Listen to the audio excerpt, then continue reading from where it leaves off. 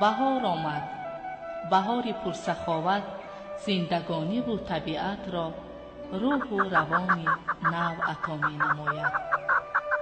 بابای دهقان و اطراف نگریسته امید می بندد به فیض و برکت دسترخوان، رزق و روزی فرزندان. شکر می گوید با تحمل، اندیشه و اخلاص، نیتی پاک و آرزوها.